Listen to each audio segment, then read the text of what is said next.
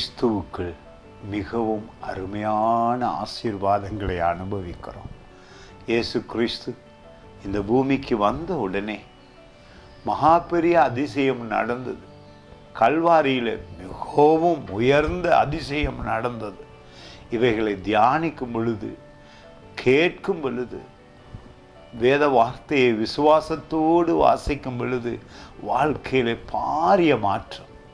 எரேமியா தீர்க்கதரிசி புத்தகத்தில் 31ஆம் அதிகாரத்தில் 9வது வசனம், கிறிஸ்துவுக்குள் நிறைவேறி இருக்கிறது இந்த ஆசீர்வாதங்கள். பாருங்கள், சொல்லுகிறது, அழுகையோடும் விண்ணப்பங்களோடும் வருவார்கள், அவர்களை வழி நடத்துவேன்.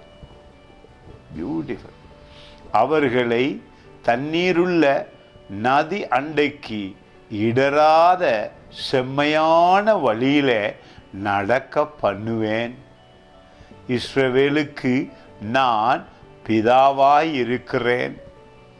எப்ராஹிம் என் சிரேஷ்ட புத்திரனாய் இருக்கிறான். கிறிஸ்துவுக்குள் நீங்கள் யார் என்று உணர்ந்து கொள்ளுங்கள்.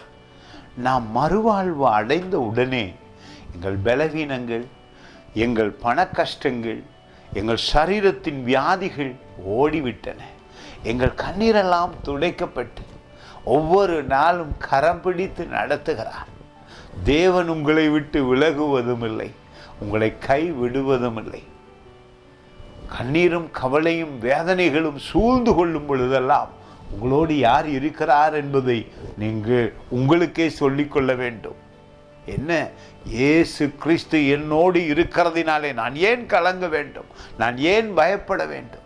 அவர் என் விண்ணப்பத்தை கேட்டார், என் கண்ணீரை துடைத்தார், பூமியிலே வந்து என்னை தேவ பிள்ளையாக மாற்றி இருக்கிறாரே. ஆண்டவர் உங்களை ஆசீர்வதித்து நடத்துகிறார். பயம் வேண்டாம். God bless you.